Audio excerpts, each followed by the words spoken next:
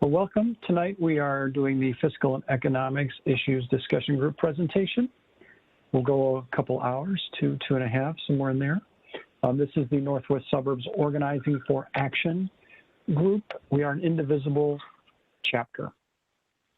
And we'll go through the agenda here. Carl, please forward the slide. So what we do is we ask you to understand the facts. We share an enormous amount of information with you. You can digest throughout the month and share slides. Talk with your friends, share the information, sharpen your own arguments about what's happening in the world, and communicate through your social media or other audiences. Hopefully you're occasionally sending notes to your Congress people and to your senators, especially now. There's a lot going on. The agenda for the night is we'll go through an update on the coronavirus, how it's going, because to a great extent the economy's recovery is based on the virus and how we're progressing with vaccinations and returning to normal. We'll go through a labor market update, which is the jobs, the unemployment rate. There's a lot of drama around why are we 7.6 or so million jobs below peak? And we'll go through some of the debates and topics on that. We'll go through President Biden's budget. He submitted his first budget, which is for fiscal year 22 and the next 10 years beyond that. We'll do an update on some economic statistics focusing on inflation. And then our special topic for the evening is based on a Paul Krugman article that talks about the money supply and exactly how does the Federal Reserve influence the money supply, which is arguably the biggest weapon we have for fighting recession or depression. And to what extent is the Fed able to move that number, because they have partial control over the money supply, not full control. A little historical perspective there. And then we'll also talk about the extent to which the Fed is financing the federal budget deficit or not. And we'll go through that. So it's based on a Krugman article, but that's a pretty complicated article. We're going to go through a lot of the basics to be able to tackle his arguments.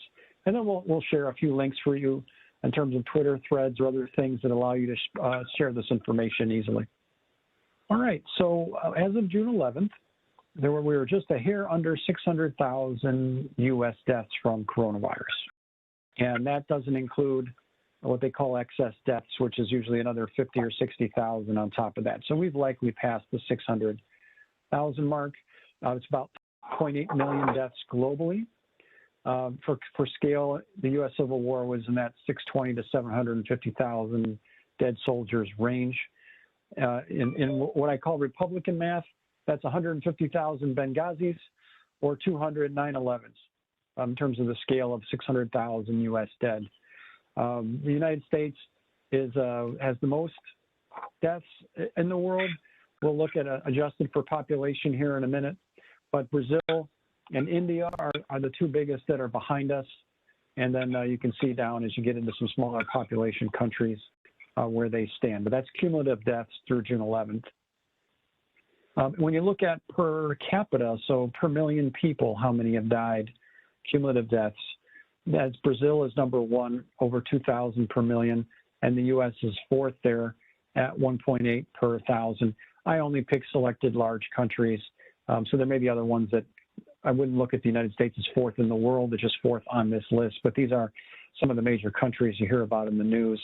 So that's 1.8 per 1,000 in the United States that have died from coronavirus. Looking at some of the more recent results, the U.S., you can see down there in the lower right corner, I know it's pretty small, but the United States is down under 500 daily deaths. That's a 7-day rolling average, so that's good progress from where we were.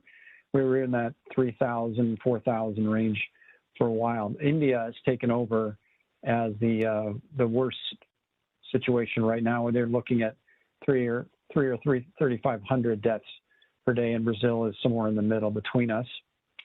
When you look at the chart on the right, cases also in the United States have been improving. We're down around 15,000 daily cases, 7-day rolling average. So we're pretty much the low end of where the United States has been for quite some time. So significant progress because of the vaccinations and some of the other measures that have been taken. When you look at the vaccination progress, about 52% of the U.S. has gotten at least one shot. Most people require 2 doses, so you can't think of this as the percent of people that are fully vaccinated. We'll share some statistics on that in a minute. When you look at a few other countries you hear about in the news from time to time, Canada and Israel and the UK are a little bit ahead of us in terms of percentage. And then we're doing better than Italy, Germany, France, Brazil, and others. We're lucky in that we've got a really good supply of vaccine here. The main challenge we've had lately has been uptake, meaning we're starting to plateau a little bit in terms of how many people are willing to take the vaccine. So it's just a question of how many more that we can get there. But for people that typically you can just walk into a Walgreens or a CVS now and get a vaccine. It's readily available here. Here are some demographics of who's gotten the vaccine. We got in terms of race, gender, and then also age. And so overall, the CDC is saying about 2/3 of adults have had at least one vaccination, so a little bit higher number than the our world in data information that I just shared with you. About 76% of seniors are fully vaccinated. I just picked a number out of the range that you'll see down lower in the chart. That's defined as having both shots, but not the 2-week period thereafter. American Indians and Natives are the most fully vaccinated group, 35%, Blacks the least at 20%, and about 45% of women versus 41% of men. I'll share some charts in a bit on the political, which groups, the Democrats versus Republicans, are getting vaccinated. But you've got a few more Republican men, and you can see that the men are also, the Republicans are getting vaccinated less often, and I think that's part of why you see the men that are a little bit lower than the women. But you can kind of look through some of the data here and see what percent have gotten at least one dose, what percent are fully vaccinated, how the men and women are doing, and then the different age groups. You wouldn't expect to see the very young people vaccinated yet because they haven't become eligible, or they haven't very recently. But the fully vaccinated, you can see as you get older, into older groups, they're getting much closer as those groups went through first. So we're making good progress, but still have a long way to go, and there are certain groups that are really resisting getting the vaccines that they should be. All right, and I think we mentioned earlier, but feel free to interrupt us at any time with questions, or you can type into the chat and we'll try to answer those questions. One nice advantage of Carl handling the slides is that I can actually see the chat window, which I can't see when I'm sharing mine. So that makes me a little bit more flexible in terms of what I can do. But yeah, feel free to jump in. We'll go through this quickly, and you can just jump in at any time. This chart I thought was fascinating. This was NPR, and the article was from June 9th. So I didn't catch exactly when the data was taken, but you can assume it's going to be in that week or two right before that. But what you see here is clearly the blue states, the ones that voted for Biden in 2020, are way more vaccinated than the red states. And there is some other, when you dig into this, you will also notice that some of the higher income places are also more vaccinated than others, meaning there is something to be said for how well-to-do a family is. They're going to be more vaccinated. But clearly the politics are a big part of this as well. So the circle size is the size of the state population. It's like California, Texas, Florida, New York, much bigger circles because they've got more people. And then the percent is just the axis from left to right.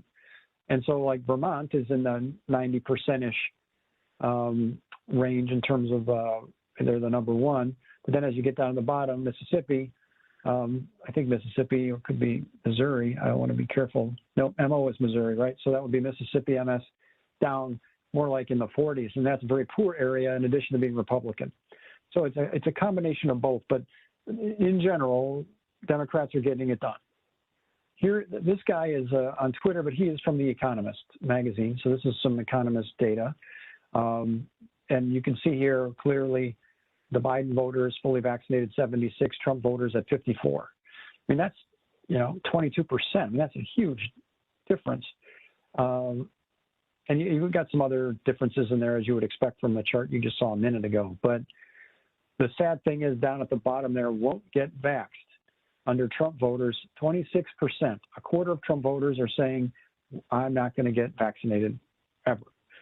And you got 2% of the Democrats saying that. So a very big difference in terms of the voters and the psychology of the different groups here.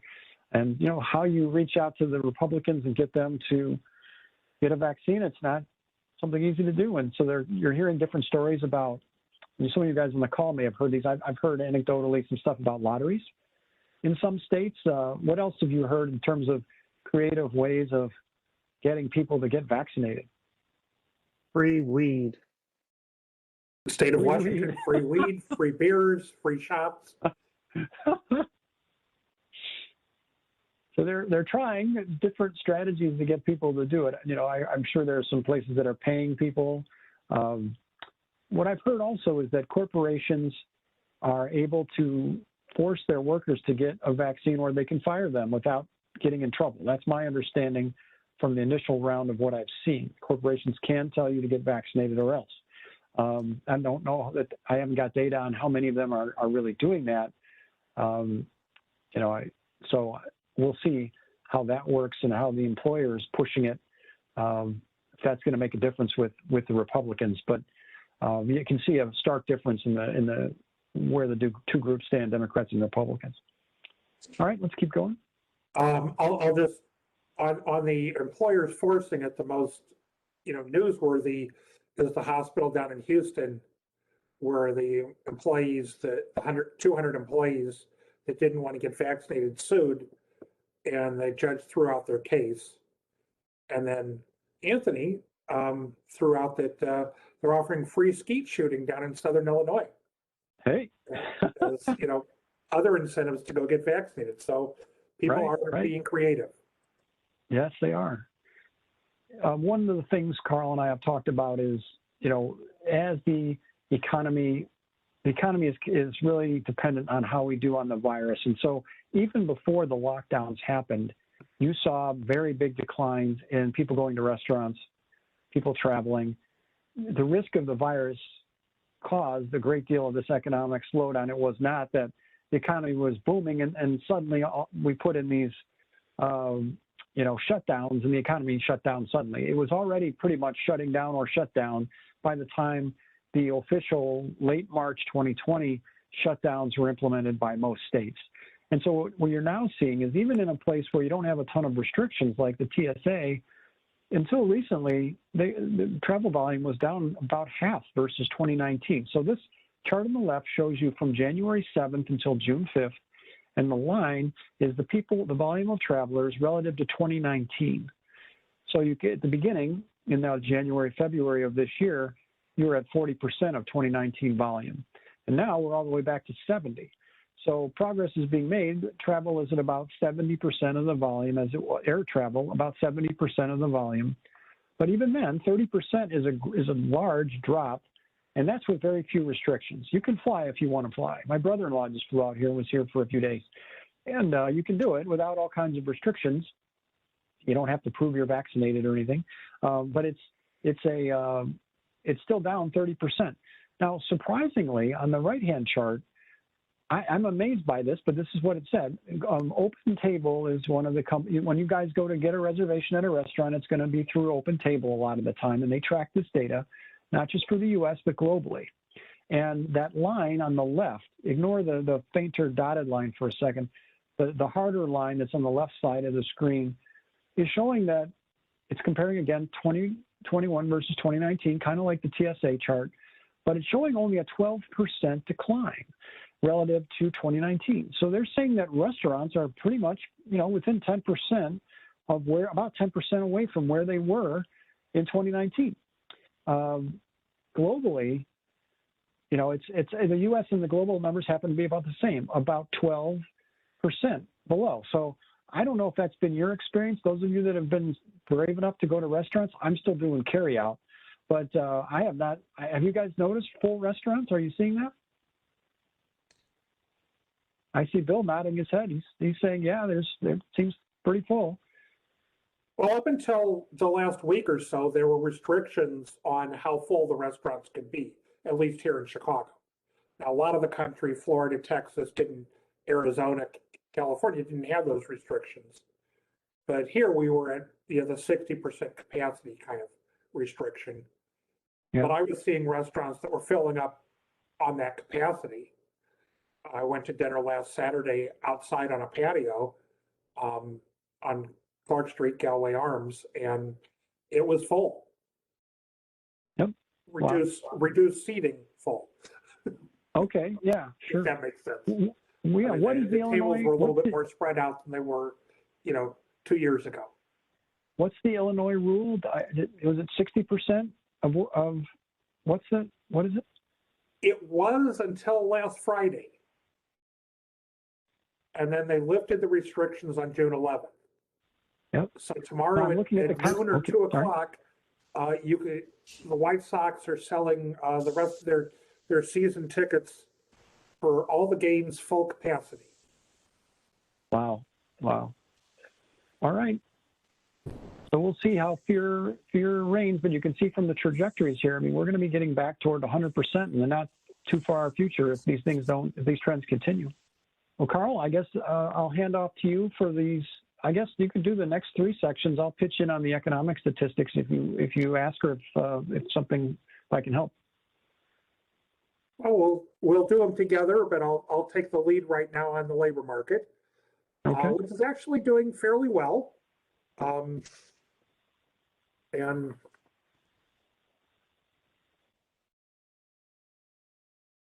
if we look, we see that back in the Great Recession, and it took years to get to the pre-recession peak. It was in the recession started in December of 2007, and it took until 2014 to get to the pre-recession peak. So right now, the current recession had a peak in February, much bigger drop over 2 months, March and April, and it's been recovering since then. Caveat, just so you guys understand, when I say February, that's not the calendar month. That's so for instance, in 2020, February ran from Sunday, January 19th to Saturday, February 15th. So it ends in the week that contains the 12th of the month. That's when the Bureau of Labor Statistics does their surveys. And that kind of becomes important when you look at why the folks that call recessions say that the recession started in February, even though the peak was in February. Well, the peak was in the first half of February. There were 2 more weeks of February and then a couple of weeks in March where we lost 2 million jobs. Okay. So that's our technical note that we'll sort of revisit as we go through some of these slides. So we are still looking at a $7.6 million drop versus the peak. I do that. But we've recovered, 60% of the lost jobs, 14.7 million of those jobs. So we're doing pretty well. We started out with a very quick recovery for the first couple of months, and then it has slowed down of late, including losing 300,000 jobs in December.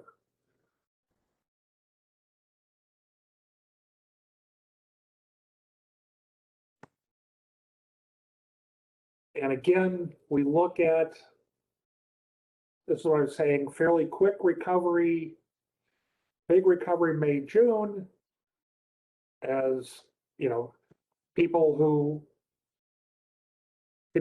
could work remotely were set up to do that. We had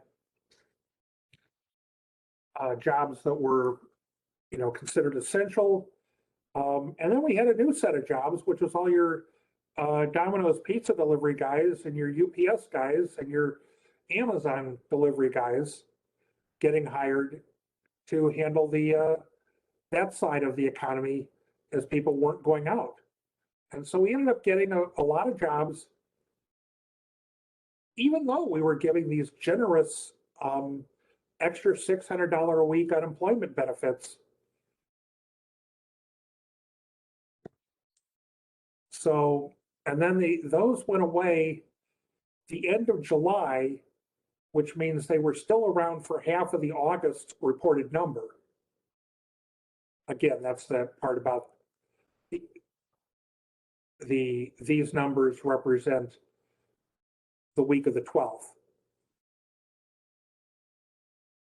Then without any extra benefits, our Republicans tell us that that should cause all kinds of people to go back and get jobs because they're not getting those extra benefits. And we see what happened. And then starting with January and especially and again, January is the second half of December, the first half of January, but then we start seeing better job gains this year than we were seeing towards the end of last year. And it's also important to note all of these are the seasonally adjusted numbers. The not seasonally adjusted numbers, and I'm not sure whether seasonally adjustments are the right thing to do in this year, just because the economy's messed up.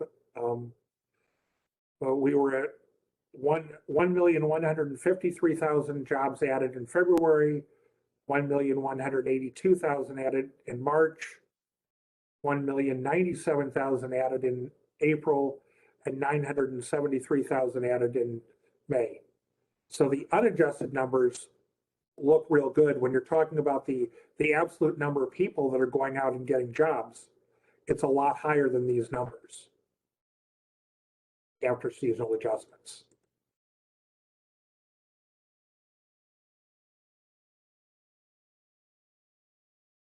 And so this is where we're seeing job creation, 3-month rolling average. We talked about it was going down in the second half of last year through January, and then has been going up this year. I see that people are putting some stuff in the chat, so let me go take a look and see what I'm missing.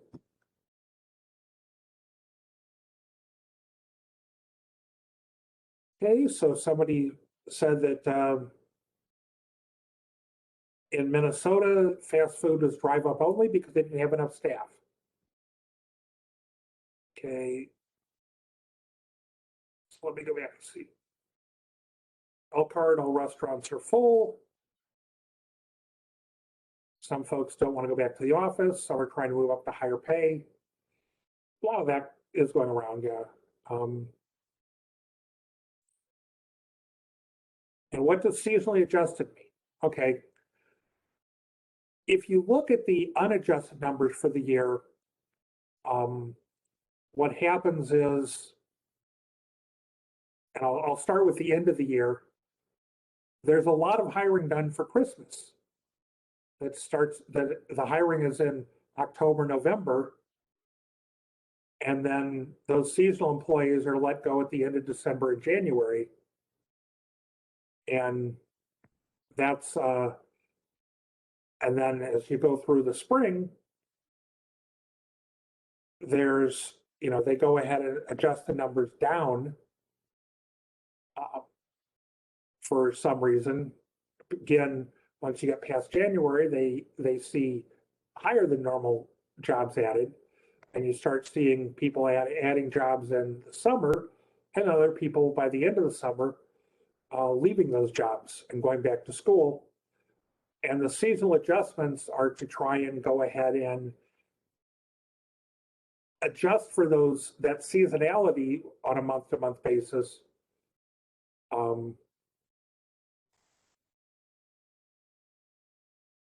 And so the question is, so it is only for the last quarter? No, the seasonal adjustments occur every month and have been going on for decades and decades and decades.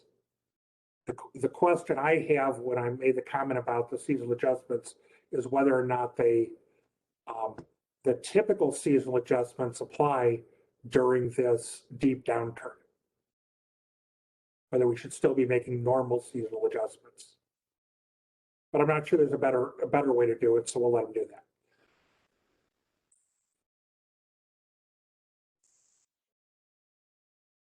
Okay. The red line is our current recession, and this is percent change in employment. So what we see is we're still down about 5% versus our peak. Quick downturn, quick upturn. But we're not yet back up to full recovery. And it looks like we probably will get there sometime next year. The slowest recovery was the Great Recession, where we had our bottom in February of 2010.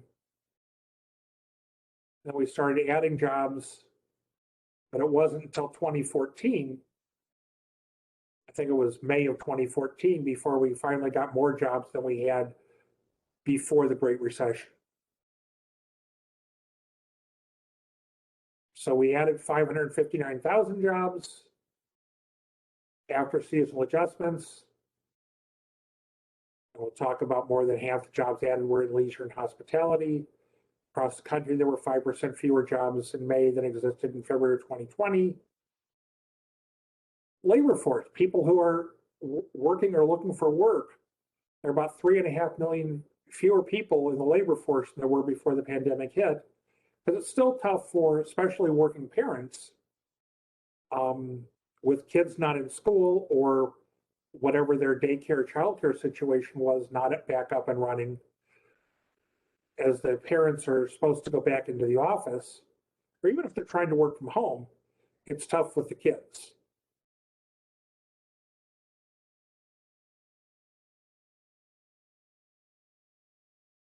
And here's what a recent working paper, Federal Reserve said that in each month, about 1/4 of the unemployed people are receiving job offers that they would normally accept, but then 1/7 of the 1/4, or 1/28, are declining the offer due to the extra 300 a week.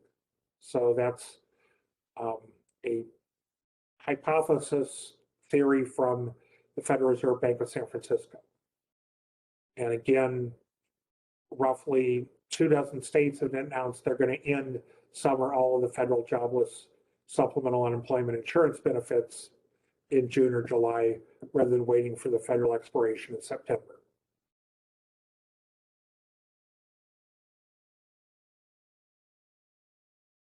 One other thing that didn't get a lot of press yet, but I pay attention to, is how many people were fully vaccinated. And by fully vaccinated, I mean fully vaccinated plus 2 weeks. So in order to be fully vaccinated as of the May employment surveys, which again were the week of May 12th, you had to actually have received the second shot by April 27th.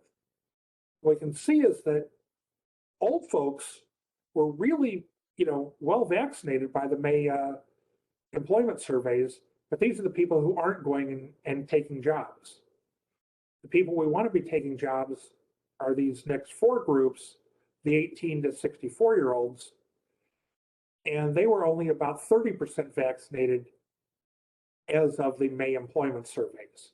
So I honestly think that that's a big factor on people deciding not to go to work.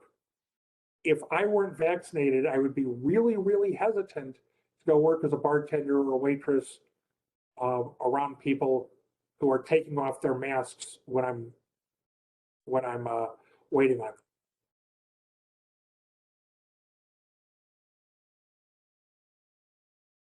In terms of the jobs, the 559,000 jobs that were added, almost 300,000 were in leisure and hospitality.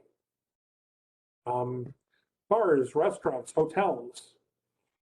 Travel, as we talked earlier about air travel's coming back, well, hotel travel's coming back too. And, actually working in a hotel is relatively safe. Education and health services, the next biggest group, then government jobs, and you can see where they are. Interestingly, we lost construction jobs, and I don't know if that's a material shortage or weather related, because it seems like there's a lot of demand for construction.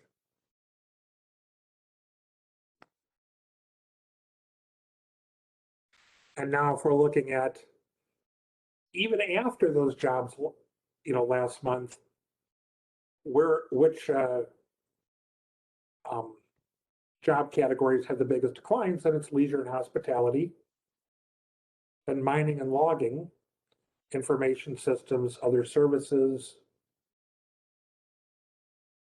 Government is still down. Education, which is part of government, manufacturing's down.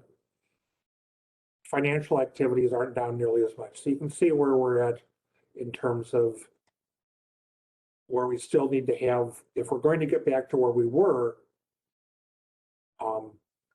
the segments that need to still have the most recovery.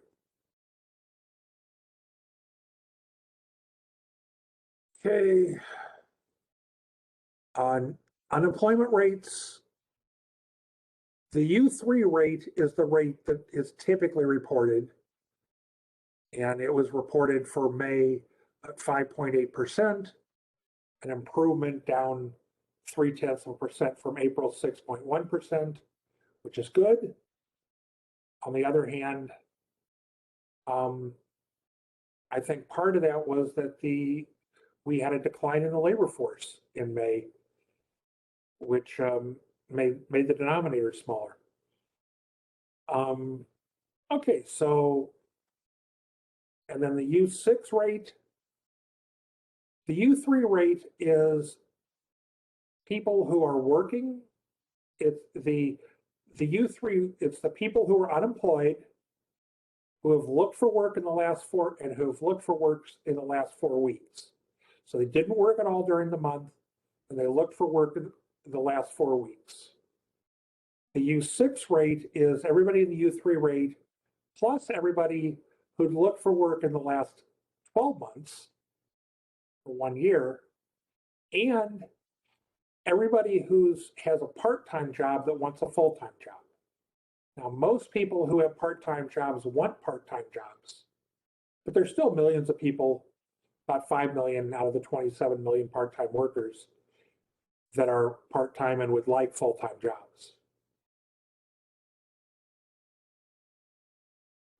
The previous record for the U3 was 10.8% back in November, December 1982 under Reagan.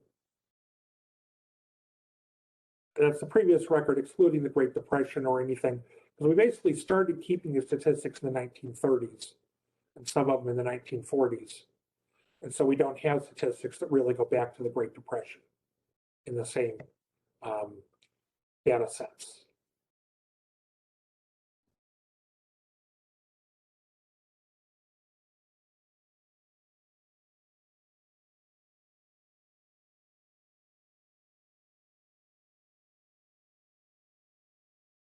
Okay, looking in the chat, I'm seeing that some folks are offering free beer for a year. Myers is offering $10 off a $50 purchase for anyone who's fully vaccinated. So again, different incentives, we'll see how those work. Employment to population ratio for the 25 to 54 years, which is prime working age people. It's generally designed to exclude students and retirees, although we know that there's some students who are in that group and some retirees that are in that age group as well. But in general, it's designed to, not be affected by students and retirees to the extent that the overall 16 and over rate is. Because the overall rates for employee to population ratios or unemployment ratios and things like that are, it's based on people 16 and over all the way up to 100. So February peak, we had 80.4% of this age group employed. It's now only 77%, but it's up from 69.6%. So we've made progress. We're still not there. And more recently, we have not been making progress as fast as we were making progress earlier. Again, depending on what happens with people getting vaccinated and people getting comfortable going back into the economy, who's comfortable, dining indoors and, things like that, who's comfortable flying on airplanes. We'll see how quickly we get the country, back to fully employed. The number of people claiming unemployment benefits as of towards the end of May was 15.3 million. This is actually more people getting benefits than we're showing as unemployed, because people who are working part-time can get partial benefits. So they're counted as employed, but they're not fully employed, and so they qualify for some benefits. A large part of it are the special pandemic benefits for Lyft and Uber drivers and folks like that. Okay. So a lot of churn. Kim mentions that Abbott recently laid off 2,000 people who are making COVID test kits because there's now a huge demand for those here in the US. And I don't know whether we are cost effective for shipping them overseas to the countries that could still use them, because they're getting lots of cases, whether it be India or countries like Vietnam, which are starting to get cases again.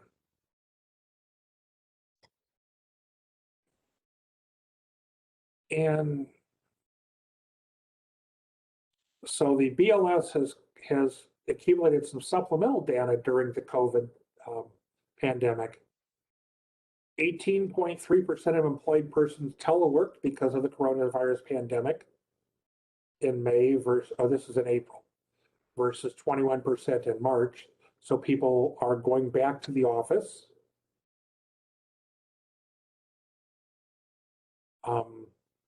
Obviously, there were people who were teleworking before the pandemic hit and are still teleworking, but they're not included in these numbers. 9.4 million people reported they've been unable to work because their employer closed or lost business due to the pandemic. That was, they didn't work at all or worked fewer hours at some point in the last 4 weeks due to the pandemic. But that 9.4 is down from 11.4 in the prior month. So people are going back to work. Among those not in the labor force, 2.8 million were prevented from looking for work due to the pandemic, and that's down from 3.7 million the month before. So again, we're seeing pandemic is impacting the labor force, but that impact is slowing down and receding, especially as we get more people vaccinated. Now, a cynic in me says that the decision by the Republicans to not get vaccinated is they want to go ahead and sacrifice themselves to slow the recovery so that we don't have good job numbers and economic numbers next year during the elections. I don't know if that's true or not, but it's a hypothesis. We'll have to see whether the Republicans come through or not. Next up is Biden's budget.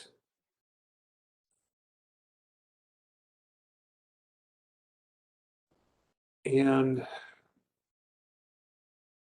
a lot of lines that will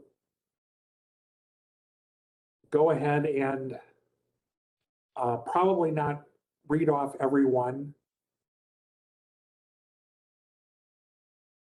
And a lot of this is fluid because the plan was to go ahead and enact the American Jobs Plan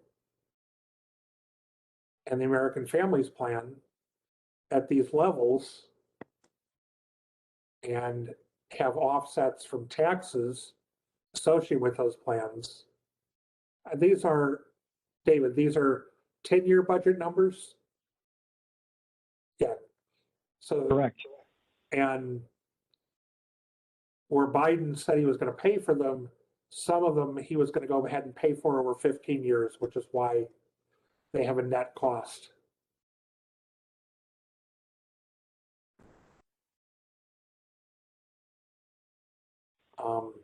But again, these are proposals for the American Jobs Plan, the infrastructure, and the family plan, because, you know, apparently housing, schools, child care facilities, VA hospitals, and federal buildings are not infrastructure Republicans. What do I know?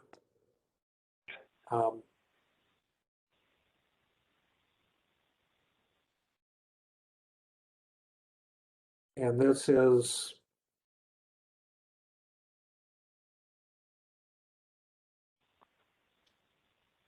goes 11 years. Yeah, 2021 to 2031. And so what the CBO did is they had a baseline when Biden first came in. They did their analysis and they said between 2021 and 2031, so over these 11 years, we would likely add 14.5 trillion to the debt. So the annual deficits would add up to 14.5 trillion. So that's what Biden inherited. Now, shortly after Biden got in, he passed the American Rescue Plan, which is the checks and the tax credits. That's enacted into law, and that's about 2 trillion. And so that brings us to 16.576, that gray line. And then if Biden's budget gets enacted, these other ups and downs here are from the chart that Carl just showed you. So like the American Jobs Plan are the first two, spending and revenue. So spending is adding and revenue is taking away from the deficit. Same thing with the American Families Plan. The spending is adding to that deficit or debt number. The revenue is reducing it, tax revenue. And then there's going to be increases in non-defense spending and then decreases in defense and other spending relative to that initial baseline. So it's not that they're going below zero, it's they are being cut relative to what they would have been in the baseline. And so that's what the last chart showed. And this is just summarizing the key sections. And at the end of that, when you add it all up, you get to 17.9 over that 11-year window. The OMB number, the Office of Management and Budget number, is slightly different from what I added up here. They're at 18.2. So it's a little bit different if you add it up. One of the challenges I had is I wasn't sure on these numbers for the ups and downs for the jobs plan. The others, if they were 10 or 11-year numbers. It wasn't clear to me in the CRFB numbers. So that could be part of it, but they're still very close. I think it's right. But the good news is, even looking at the CRFB numbers, Biden's only proposing adding 1.35 trillion total to that 16.5 baseline over the next 10 or 11 years. And that's not that much. I mean, for scale, the Trump tax cuts were close to 2 trillion. So Biden is funding most of what he's doing, and he's planning, if it were enacted the way he wants it, that over 15 years, the spending would stop after 10 years, but the tax increases would continue thereafter, and fully funding these programs. So it's just that 1.35 trillion over 10 years, 135 billion a year it's not a rounding error, but it's very little. I mean, it's less than 1% of GDP a year, and it's just not that big an amount. So if you hear people freaking out over the deficit addition, you'll hear Republicans talking about the spending. They're not talking about the very large tax increases, which are almost entirely on the rich and corporations. There's an immense amount of money there. Republicans would like you to believe that you can't just tax the rich to get a lot of money. You've got to tax the middle class and the poor, and that's just not really true. You can get an enormous amount of money out of the top 1% and out of corporations. So this just kind of shows you the ups and downs that get you to these different key baseline numbers. I would point out the Republicans would probably claim that the Biden difference is the 14.5 trillion up to the 18 trillion. Yep, that's fair. I mean, Biden passed that law. Passed. Although I would point out that the biggest piece of the American Rescue Plan, about 450 billion, was the $1,400 checks, which Trump was in favor of and wanted to get passed while he was still in office. And so there are other parts of that that would have gotten passed anyhow. when you're trying, but the Republicans will argue that the measurement is 14.5 to 18, or about 3.5 trillion. And Carl, this is just the same chart I just shared, only these are the table numbers. So you've got the three amounts, the CBO February baseline, the baseline including ARPA, which is the name for the Rescue Plan Act, and then the budget per OMB. And you can see over at the right-hand side there in the middle, there's a 10-year number and then the 11-year number. So the 11-year number will tie back to the prior page. The 10-year number is just the kinds of numbers you'll see thrown around in the media sometimes. Normally we deal with 10 years. I'm not sure why some of this analysis was done with 11, but that's the way that you could pick it up when you were looking at the data. If you wanted to start with the right year, if you want to start with 2021 or 2020, you're going to wind up adding in that extra year or two. But the chart before was 2021 to 2031, so that's 11 years. And just remember that all of these F means fiscal year forecast, but it's also fiscal years, which are October 1st to September 30th. So the fiscal year 2021 was from October 1st of 2020 to September 30th of 2021. So the first 4 months of fiscal year 2021, President Trump was president, and that's his last budget year. And this is more of the same. The fourth way. That's right. You look at it every which way. Go ahead. So anyhow, this is the same data that we saw before.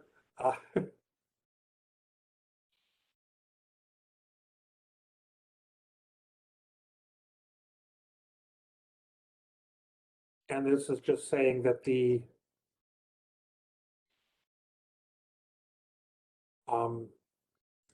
debt as a percentage of GDP will go up with the president's budget. A big piece of that, of course, is I think the American Rescue Plan, which has already been enacted, because most of the other items are either paid for or they get paid for in these out years. Again, that's not that much, right? I mean, you got a 113 to 117. That is not a lot of, it looks big because the way the left axis on the chart is set up, but 4% of GDP to get us out of this mess is not that much money. And again, we're planning to recover all the lost jobs within a year and a half versus back in the Great Recession, it took 4 to 5 years. So we're trying to do it a lot faster by putting a lot more economic stimulus into the economy than we did last time when we didn't do enough. And we had a fairly slow recovery. Things coming up, according to the Committee for Responsible Federal Budget, which is a source that we use for a lot of the numbers, that President Biden submitted his budget. At the end of this month, at least when this was created, at the beginning of the month, foreclosure and eviction moratoriums expire, and the business support, the PPP program, is expiring. Debt ceiling is reinstated August 1st. So we're going to have risk of potential problems with it. Although, again, the Treasury Department has the ability to take extraordinary steps, which basically means that it won't really be a factor for about 6 months. But within 6 months, we'll probably have to increase the debt ceiling or just eliminate it. The enhanced unemployment benefits at the federal level are scheduled to phase out by September 6th. As we talked about earlier, states are ending those benefits earlier. Some have already started to end them. Others are ending them later this month or in July. September 30th is the end of the current fiscal year. So we'll have to enact fiscal year 2022 appropriations or a continuing resolution. But other things, student loan deferrals expire. And Surface Transportation Funding National Flood Insurance Program expires. On the paid COVID leave credits expire, where businesses are getting credits for offering paid COVID leave, and increased food stamp or SNAP benefits expire. So hopefully by the end of September, we will have a lot more people back at work, so that as these things phase out, they don't hurt a lot of people. And then at the end of the year, we have more programs that are expiring. And among them, that the enhanced child tax credit, which is starting to get paid next month, will expire. The dependent and child care credit expiring. So we've got a number of relief programs and funding that are expiring either on September 30th or December 31st, unless they get renewed between now and then. Economic statistics, which is GDP growth and inflation, real GDP growth. The most recent projections we have for real GDP growth this year is 6.5%. That's up from the 4.2% in December. Since that December projection, we passed the $900 billion stimulus at the end of December and the $1.9 trillion stimulus in March. And that's what's pushing growth rates higher, unemployment rates lower, inflation a little higher, and core inflation a little higher, among other things that are affecting the inflation numbers. And again, running big budget deficits will tend to stimulate the economy, at least in the short term. What we're seeing is that the long run numbers, the short term numbers for real GDP growth are a lot higher in 2021, slightly higher in 2022, slightly lower in 2023, and the same over the long run. But the unemployment rate, again, is lower under the new numbers, with an expectation that by 2023 we may get it as low as it ever was under Trump.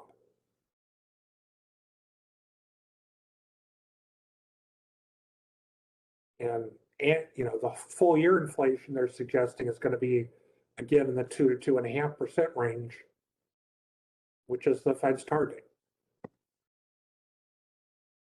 And that's with the Fed holding interest rates down at least through 2023 till we get a fuller recovery.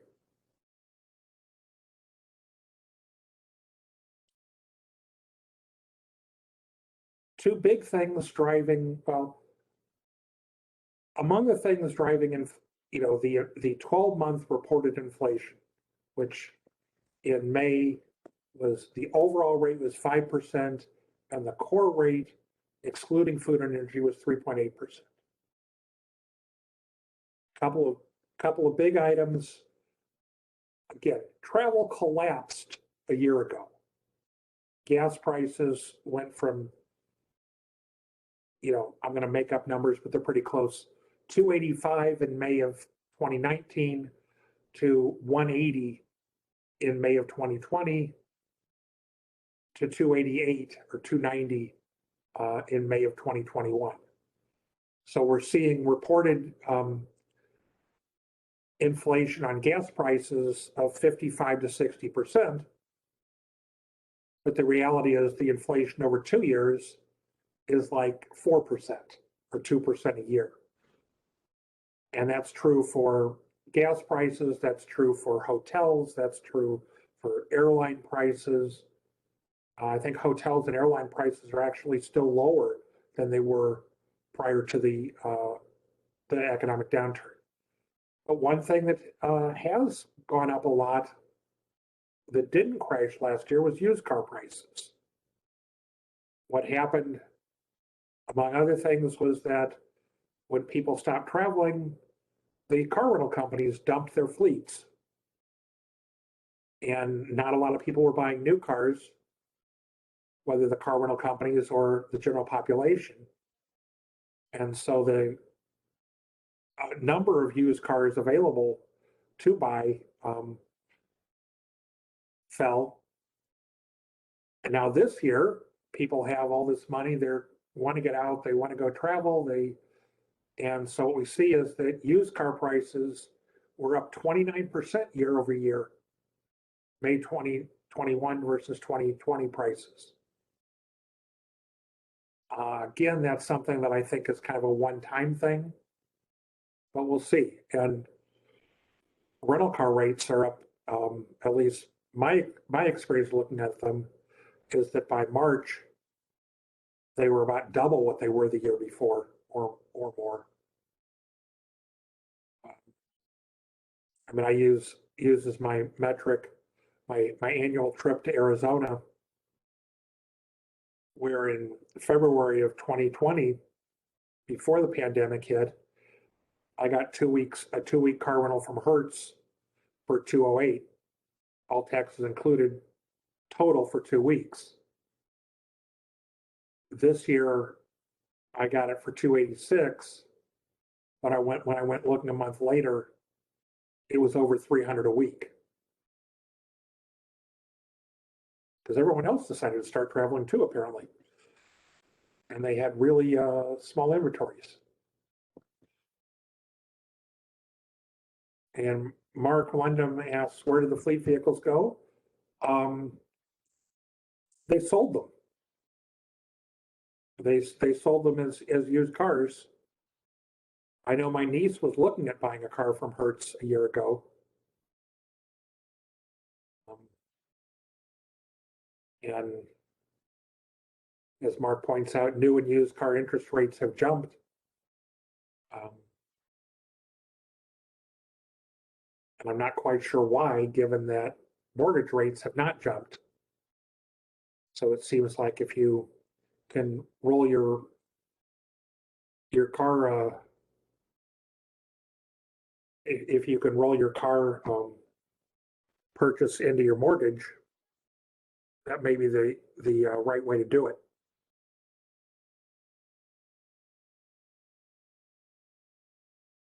And so how are the rental car companies going to buy more fleet cars? Well, they've got demand right now. And they're able to charge very high rates for rental cars so they can afford to buy them, except that there's a shortage of new cars right now because of computer chips. Because last year when they stopped needing computer chips for cars, chip makers switched things over to video games, among other things. And that's still a more profitable line. And so it's taking a while for the chips for cars to come back online. It could take a very long time.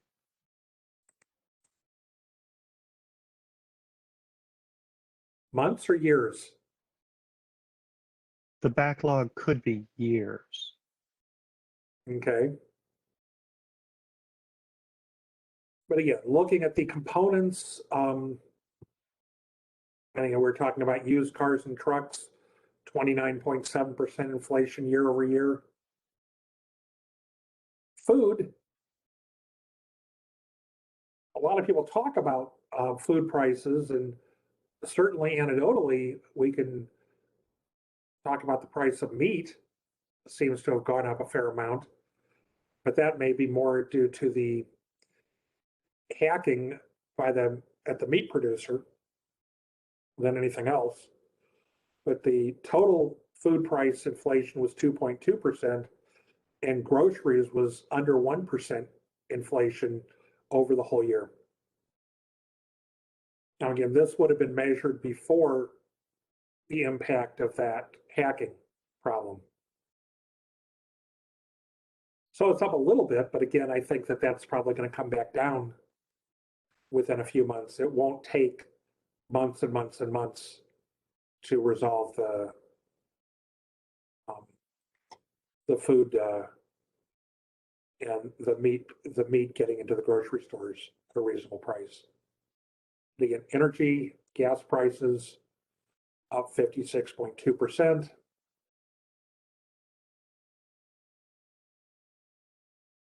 Transportation services are up. But new vehicle price inflation is only 3.3% if you can get them.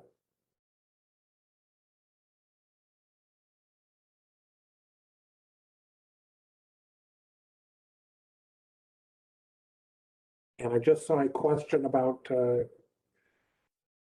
in the chat, so I'm going to go look.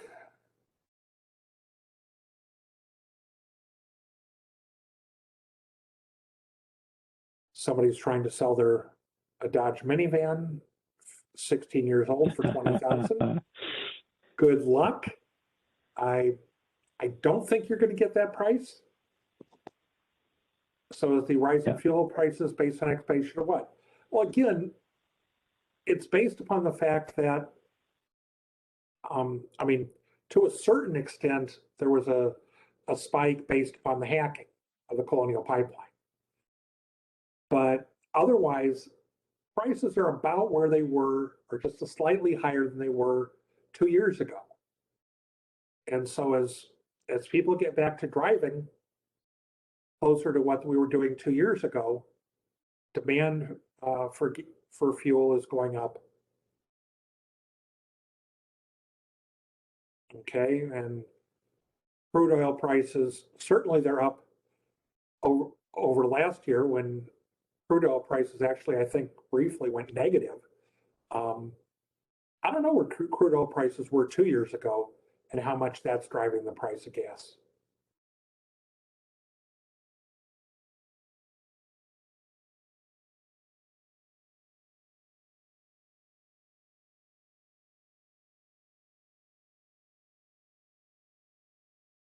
And if we're looking at the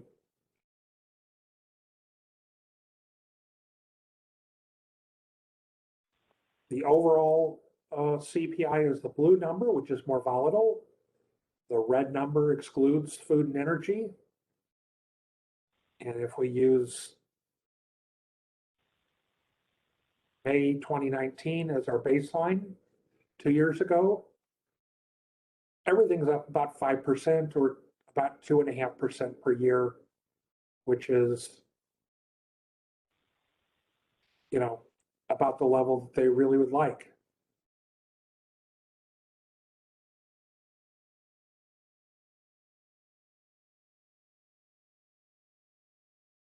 Okay, somebody points out that Teslas are sold out. I wasn't in that market. Somebody's asking a question of does killing the Keystone Pipeline affect this? Again, the Keystone Pipeline was going to ship oil from Canada to ships and be refined somewhere outside the United States. So the Keystone Pipeline has had zero effect on US gas prices. And again, the Alaska oil field leases were not going to come online. You know, those were, I believe, just let go in the fourth quarter of last year. Nothing, they weren't producing anything. It would take a long time to produce. And so they have not, the lack of those has not affected current gas prices either. Correct. And we are getting to the switching to the summer mix, which here in the Chicago area means that we get to pay healthy price increases every year at this time. Because we're lucky because we live in a metropolitan area where they're worried about pollution. And this is what we're talking about, gas prices and why we're seeing the huge increase versus, you know, last year, but a relatively small increase versus 2 years ago.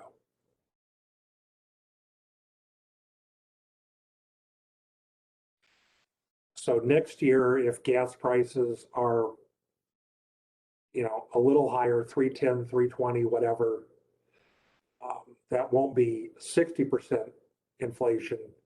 That'll be 5% inflation kind of thing number. So I would expect the inflation numbers next year to be much, much, much lower than we're seeing right now.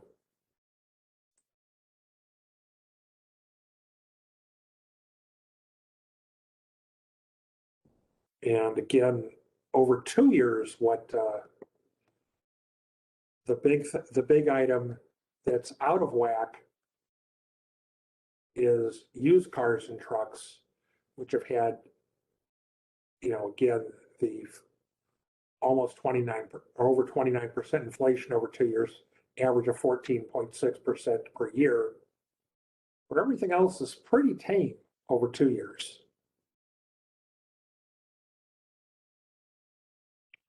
Again, 56% gas price inflation year over year, 1.7% annually over 2 years.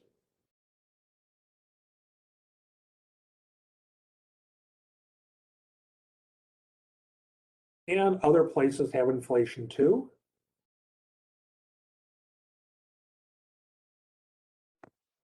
And so this is the inflation number, how high up you are, and where we are here is the extent of the fiscal relief or the economic stimulus the government's putting on. So we lead in both inflation and economic stimulus. But again, I think that's going to be temporary because of certain flukes like the gas price and the used cars.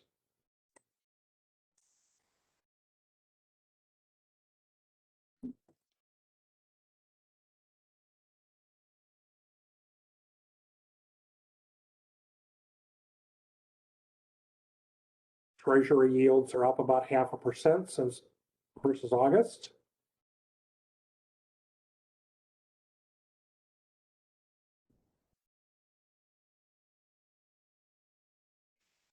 David, you want to go ahead and explain this chart? Sure. The chart on the right shows you the difference between the 10-year Treasury bond and then the inflation-protected 10-year Treasury bond. And so the difference in the interest rate gives you a sense of how much inflation investors expect over a decade because they want that amount. They expect the 10-year Treasury to give you a yield X amount above the inflation-protected bond. Because that inflation-protected bond gets indexed, it gets adjusted for inflation. So you would expect the Treasury to have a higher interest rate or yield than the inflation-protected bond. And over 10 years, that's only 2.5%. And it's high, but this chart is over the last 5 years. If you go back maybe to 10 years, you would see that we've hit this 2.5 mark before. But the Fed is watching for that thing to get out of control because if investors expect that there will be lots of high inflation for a long time, that'll start to change behavior in a lot of different ways. And what you see there at the very end is that had gone all the way up toward 2.5 sort of, or not straight up, but pretty consistent trend up. And now that number has actually come back down a little bit. So that's what the Fed is watching to see that the inflation expectations are not getting out of control. I can keep going here. This is the wages over the past few years. I'm just doing the numbers in the upper left-hand corner, just give you a comparison from January 2020 until now, so about a year and a half. But real wages are up 3.3%. And remember, real is adjusted for inflation, and nominal is unadjusted for inflation. And the axis is just the actual wage per hour, the average for the production and non-supervisory employees. So this takes management employees out of the mix. So this gives you a better sense of what the rank and file are earning and not so much the top management of a company. And, this where I've drawn that vertical dotted line there was just a very strange anomaly in the data where you had a lot of people leave the workforce, became unemployed.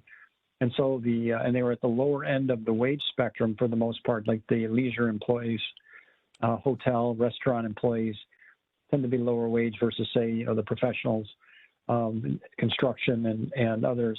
The trades tend to be higher paying. And so those folks lost jobs, and so the average jumped because you took the lower wage people out of the calculation. I wouldn't rely too much on that. Now it's come back down, and you can see that if you sort of eyeball the trend, sort of the red line as it's been creeping up since 2017 or so, it's sort of on target to get to that 25.45.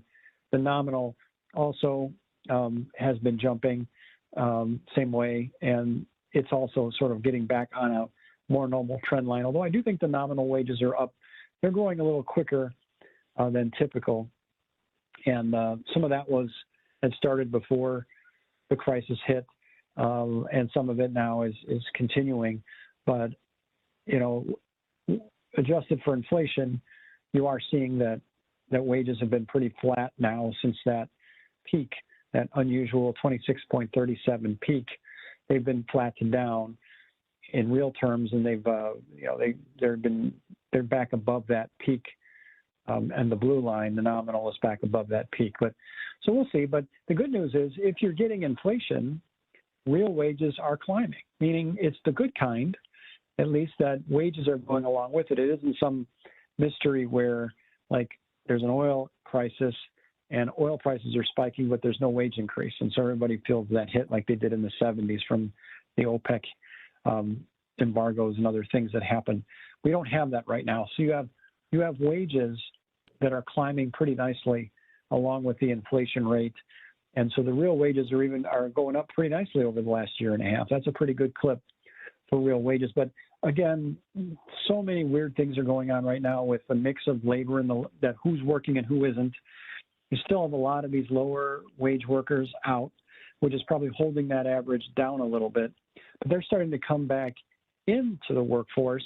And so that's sort of changing the math a little bit. So I wouldn't it's one of the reasons Carl and I haven't shared the wage charts for a while, is that it's really weird out there. It's hard to draw a conclusion, and we won't probably know where we stand for another year or two on how to interpret this information. But I guess one thing I would leave you with is wages are going up along with this inflation. It isn't just that the costs of things are rising and wages are flat or down. That's not what's happening. Yeah. What you're talking about, when I look at this graph, it reminds me that, grocery stores clerks continued to work throughout the pandemic. A lot of retail stores closed or cut back hours or have not had a lot of business. And so it's clerks at those kinds of stores, clothing stores, et cetera, that got let go. And a lot of them were fairly low wage employees. And so you take low wage employees out of a mix and the average wage goes up. And as they come back online, the average wage comes back down. Right. One good piece of news is if you look at this over an extended period, I don't think we have the chart in here. We show the next one. I forget if I left it in or not, but I had one of these going over 30 years. No, I didn't. But we are right now, the real wages are at, I believe, their highest level since at least the 1970s, meaning there's been this long sort of shallow drop, and now they've come out of it, and they're as high as they've ever been right now, which is good news for workers that have jobs. And this last one is I think in this section is the index of the U.S. housing prices. This is a ratio that the Fed computes, and there's a lot of math that's involved for them to do this. So I've got some text there that explains it a little bit, but basically it's back to where it was right before the bubble burst in the Great Recession. The housing prices relative to what they would, if you rented your house, the Fed tries to compute what rent you could get if you rented your house, and it compares the price to that rent. So it's the price versus a calculated or assumed rent that the Fed crunches the numbers on, and there are a lot of assumptions they use in that. So different analysts may vary, but that said, it's the highest it's been. And so you guys have probably been hearing stories of what's crazy stuff that's going on in the market around here. Just the last anecdote I heard was someone I'm working with. They said that they put a bid in on a house, and it was in the 400,000 range. The bid that won was 15% over the asking price. There was a bidding war for that house. And it's happening in a lot of different places, whether that's people trying to get out of the cities, probably most likely what that is. There's also, I've been hearing a lot of investors, some big investor companies are snapping up houses, and I don't have data on that yet, but I'm curious to see, are you battling against a real individual, or are you battling against a corporation that's buying up these houses and then renting them or selling them? I'm curious, which markets that's happening. And I can't imagine big investors are just buying up regular single-family homes, but I could certainly see it for condos and other spaces. So more to come on that. But it's just interesting that price to rent ratio is back to its all-time high. There's just a lot, Carl and I have said things. I mean, there's just a lot of craziness out there. And Ezra Klein was writing in the New York Times the other day. He just said, I talk to economists all the time. These numbers are all over the place. There's lots of weirdness in these numbers, and people probably won't really know what's going on for another year. So that's a pretty smart guy who hangs out with people like Paul Krugman, and that's what he's saying. And so, as Carl and I share this data with you, I think it's fascinating to try to understand this machine. That's one of the reasons I enjoy this. So this is definitely the time. Paul Krugman had a really interesting article, and if you go to the next page, Carl, he threw out two big questions, very important questions. One of them is, to what extent is the Fed able to control the money supply? And this is the main weapon the Fed uses to make sure you don't have a depression. One of the studies that was done by Milton Friedman, and I think her name was Anna Schwartz, his co-researcher on that one, was that his view of the reason why the depression happened was the money supply was allowed to fall by 30%. And it helped crash the economy. And so the lesson that some economists have taken from that, like Ben Bernanke and others, was when the economy gets in trouble, drive up that money supply. Make sure you don't have a drop, make sure it goes up. And then in general, you slowly let the money supply grow as the economy grows. Kind of let it grow together. And so those are kind of rules of thumb that the Fed uses when it tries to control the money supply. But the Fed, we'll go into what all this means. Fed doesn't have direct control over the money supply. It has a lot of influence on it. And we'll talk about what levers it can pull to try to move that money supply number. What Krugman says here is, he says, he gets all this hate mail and all this stuff all the time. Why aren't you panicking about the increase in the money supply? Why aren't you all nervous about how that's going to destroy the dollar or cause runaway inflation? And then he gets the same kind of thing about the Fed. Is it the second question, is the Fed buying government bonds, and is the Fed just printing money and buying government bonds? Are we on a house of cards here? And both of these are extremely important questions, and they're not simple to answer. Well, you can always give it a simple answer, but to understand the mechanism is what we're here for tonight. We'll be going through some of that, and we'll start right at the beginning.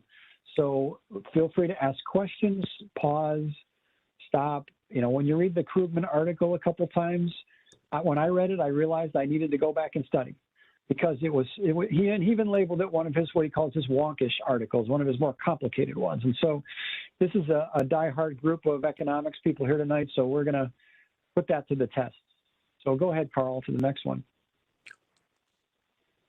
We'll start right at the beginning with some of the basic definitions, and then we'll get into some of the more complicated stuff that Krugman is talking about. So what is money?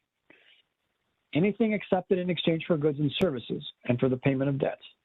Money is a medium of exchange.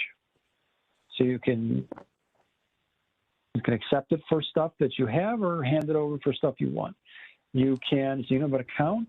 So it's a measure of value, like how many dollars is this thing worth, And then a store of value, it's non-perishable, meaning it's not tomatoes because they will perish. It's something that ideally persists over time, which is where inflation is so important, because inflation can eat away at the value of that money. So the money supply is the idea. Can I interrupt for a second? Yeah, go ahead. What's missing is taxes.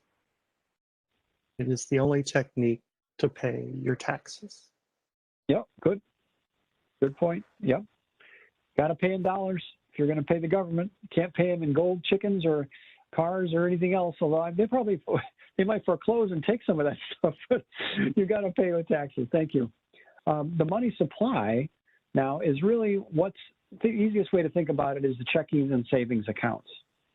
It is not stocks and bonds in your portfolio. It's things that are liquid that you can buy stuff with right away without having to sell it first. And I'll give you the detailed definitions at the end of this as an appendix, but just keep that in mind as it's really checking and savings accounts in the banking system is what the money supply is, and not all the financial assets that people have. That's a different thing. Now, in the past, there used to be something called M1, still have it, M1 and M2 were the common numbers, but they recently changed the definition in May of last year so that those numbers are now converging. They're not very different anymore. M1 is about 19 trillion, M2 is about 20. And the definitions are summarized here, but again, think about, the important one to really think about is M2, and that is the checking accounts, the savings accounts, the money market stuff, and currency, actual bills, dollars that are floating around. Now, the Fed does not have perfect control over the money supply. It does have control over what's called the monetary base, and I'll explain what that is. That is currencies in circulation, which is also overlaps with the money supply, but then bank reserves, which is not in the money supply specifically. And the monetary base right now is about 6 trillion, 5.8 trillion. So recall the other one's about 20, M2, this one's about 6. And I've got a little picture here on the right to kind of explain those definitions. When you deposit $1,000 in the bank, like when you got a $1,300 check, let's say from the government for stimulus, if you deposit $1,000, there is something called a reserve ratio, which the bank is required to keep. And let's say that's 20%. The bank is going to keep $200 of that 1,000, 20%, and it can loan the other 80%.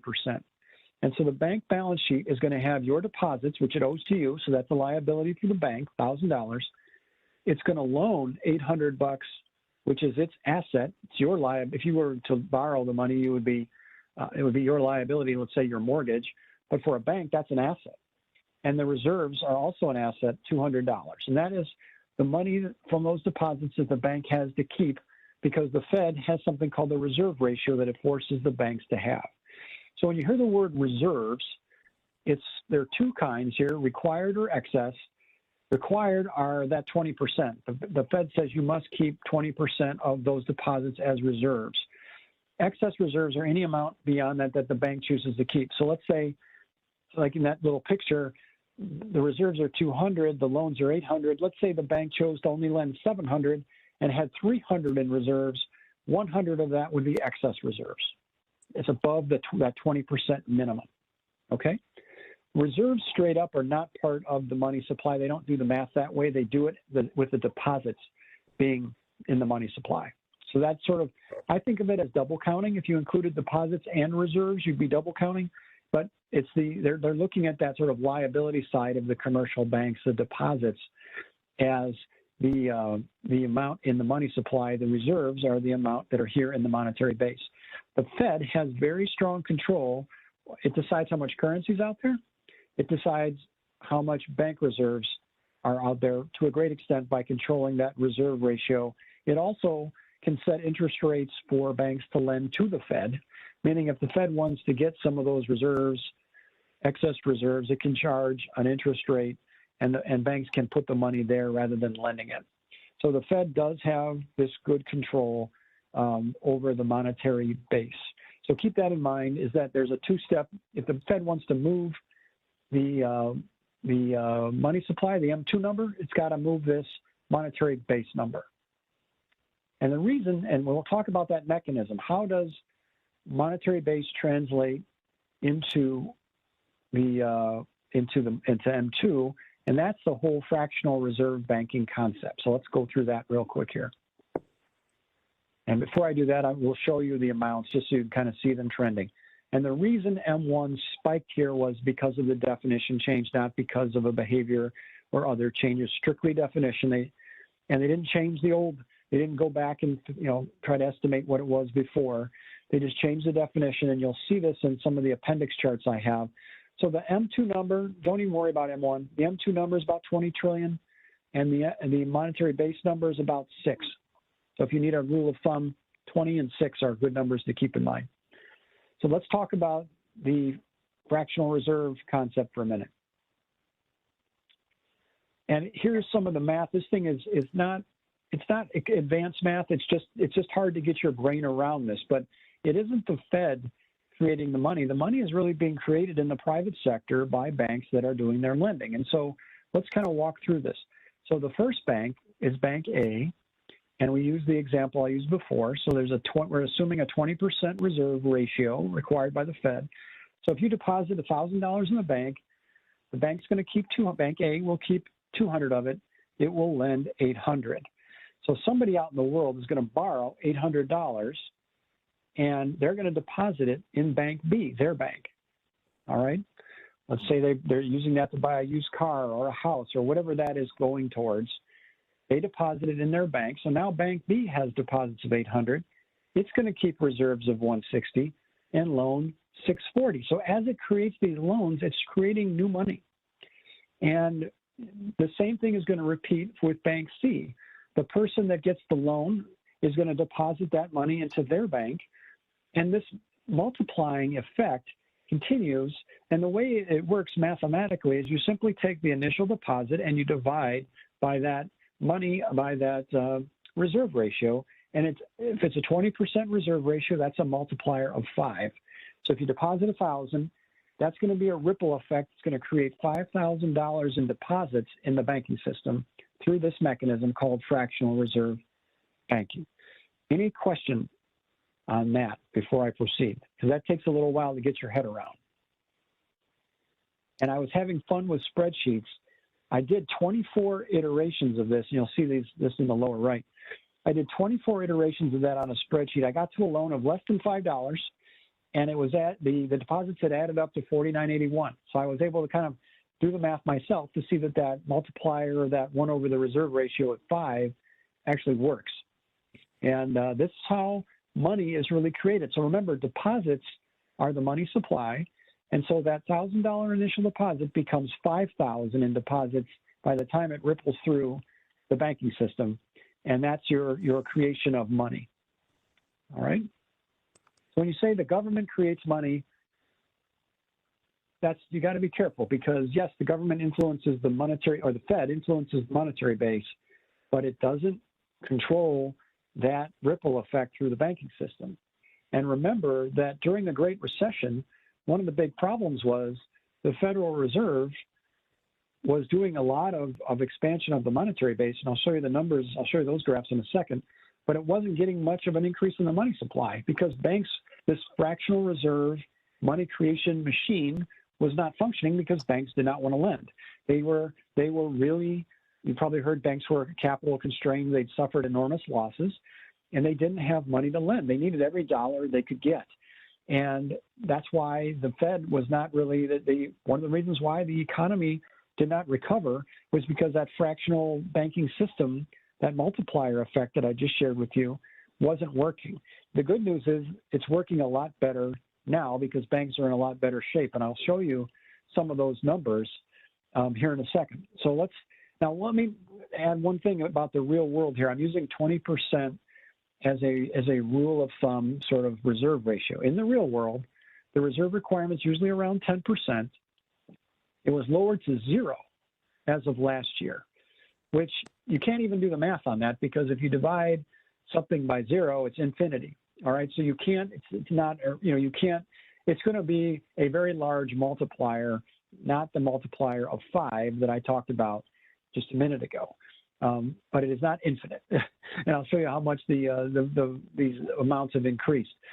So then it's more complicated than that. I've got some of it linked below, but where it says Fed reserve requirements, if you're interested, it's like there's a 10% reserve requirement on balances up to a certain point, and then it goes to a smaller number for the balances up and beyond that. So and they have a term called the low reserve tranche amount. Don't get hung up on that. For our purposes today, it's just the Fed sets a reserve ratio, and that tells the banks how much of every deposit that they can lend. And that determines the strength of that money market, that multiplier effect through the economy. All right, so here, this is a lot of background. There's a lot of history actually crammed into that gray area in the lower left, but it was really surprising what I saw in there. I was not expected to see this. So the Fed, the action that they just took, if you see that area that I boxed in here, it says the action reduced required reserves by an estimated $200 billion. So if you think 200 billion times 5, if we use that 20% multiplier, would be $1 trillion. But remember, they're down in that 10 to 0 range now, so that multiplier could be much larger. When you look at the history, which is bracketed there in gray, even through the Great Recession, none of the changes that the Fed took had more than, I think, $1.2 billion effect. Notice this one, 200 billion that they just did versus no more than $1 billion in the past. So this isn't something you hear in the news. I mean, I didn't know about this. The Fed has really asked the banking system to crank out money. And they have really, and I was surprised historically, even in the Great Recession, the Fed did not expand the reserves by this, reduce the required reserves by a very large amount at all compared to what they've just done, where they expanded it by 200 billion. So, 150 times or almost 200 times larger than anything they've done in the past, based on my read of that history that they're sharing here. So yeah, if you see the Fed increasing the amount of reserves, you can multiply it by that multiplier. It's very significant. So now let's look at what Krugman. So now we've got some of the tools we need to talk turkey with what Krugman is saying, and these are charts that he used, and I recreated them as well in Fred just to see how the numbers go. So what Krugman said is that, in this giant tome, which I own, I have never read it. It's like a 1,000-page beast of a book, and it's heavy reading. They did a monetary history of the U.S. It was a big study of the Depression, and they said Fed could have prevented the Great Depression if they avoided this M2 decline of 30%, which happened from 1929 to 1933. That has been the de facto, one of the ways of thinking about how did the Fed allow the Depression to happen and not react. That was the mistake it made. Ben Bernanke, on Milton Friedman's 90th birthday, said to him, "We understand you, Milton. We read your book. We will not let it happen again." Kind of one of those interesting history anecdotes for economists. Ben Bernanke was talking to the man himself and said, "I heard you. I learned from you. I am not going to make this mistake. We will not let the monetary supply drop." And that was before the Great Recession. So Ben was already programmed to respond, and thankfully we're here. He did. Now the Fed, as I've talked about, does not directly control M2. Controls that monetary base, that idea of the bank reserves, the bank reserve ratio, the interest rates that are charged on reserves so that banks can decide to lend or park it with the Fed. And then also this currency and circulation piece. The Fed also, they have what they call their open market operations when they're buying and selling bonds. So when you hear the Fed, we've talked about it many times, the Fed expanding its balance sheet, it buys bonds and injects, let's see, make sure I get this right. Yeah, it buys bonds from the banks and that injects reserves into the system. It's been doing mostly that. Lately, it can do the opposite where it sells bonds to take reserves out. But right now, it's injecting reserves into the system by buying bonds. And I talked about that effect of the multiplier where you change these reserve numbers, and that allows the banks to lend a lot more and run that fractional reserve banking machine. Now, if you look at the graph for a second, the monetary base is up 312% since 2008 or so, early 2008. But the monetary supply is only up about 30%. And this was from 2008 to 2011. So that's sort of the Great Recession history right there. And I'll show you what's happened lately. It's much tighter much tighter numbers here. But what Krugman is saying here in red at the bottom is he says, the 2008 financial crisis wasn't kind to the Friedman-Schwartz view. Even though they dramatically increased the monetary base, the banks wouldn't lend. And so M2 didn't rise very much. Now, it rose 30%. That's not a bad number. Happens to be the number that approximately during the Great Recession. I'm sorry, they didn't do it during the Great Depression, which I wonder if there was some method to that madness, but it turns out that it's 30%. So keep that in mind. Kind of think 312 to 30. So a 10-to-1 kind of ratio of monetary base expansion versus M2. All right. And so Krugman's saying, could the Fed have even prevented the Great Depression because if the banks were a wreck, it could have done all it wanted with the monetary base, but the banks wouldn't have, that money creation engine would not have run because the banks were crippled. And, the Fed just can't jack up the monetary supply by itself. It needs help from the banks. Either that or it needs to do something differently to shore up the banks so that monetary base, that fractional banking machine can operate. So this one shows you the Great Recession, the 312 increase in the monetary base, only a 30% increase in the M2. Now here, lately, since January 2020, so a much narrower time window, the other page was 3.5, 4 years, this one's only a year and a half, the Fed has increased the monetary base 70%, not 300 and something, but it got more bang for its buck. It got a 30% increase in M2. All right, so a stronger banking system means that the Fed, my takeaway from this is a stronger banking system means the Fed is much more able to control what's going on and help the economy, stimulate the economy, because for a given change in MB, which the Fed controls, it can control a lot of movement in the M2 or influence a lot of movement in M2. And that's a function of strong banks, which have been regulated since Dodd-Frank. They're not over-leveraged. Most of the banks went into this crisis without significant problems. They've been in and out without big hits. And part of it is because of the immense amount of money that was put into the pockets of individuals so they could pay their debts. Didn't happen in 2008. People were defaulting on their houses, defaulting on their mortgages. None of the banks knew if they were going to get paid on their liabilities, and the system shut down. Didn't happen this time. Banks were strong. People had plenty of money in their pockets from the big stimulus checks. Things are looking very good in terms of our ability to recover. So this just shows you, if you can compare with the other chart of how much more effective the Fed has been with its change in the monetary base to move the M2 number. Let me pause there. How are you guys doing on this? Is fractional reserve banking something you kind of you've probably all had heard about it before? Do you buy it? What do we need to go back and kind of revisit anything that I talked about up to this point? Because that answered sort of the first question, and now we're going to start it on the second question. So fractional reserve banking stopped being functional in the 70s when we stopped being on the gold standard. The Bank of England has issued a paper 2014 that finally admitted that fractional reserve banking doesn't exist. And the Bundesbank out of Germany finally agreed.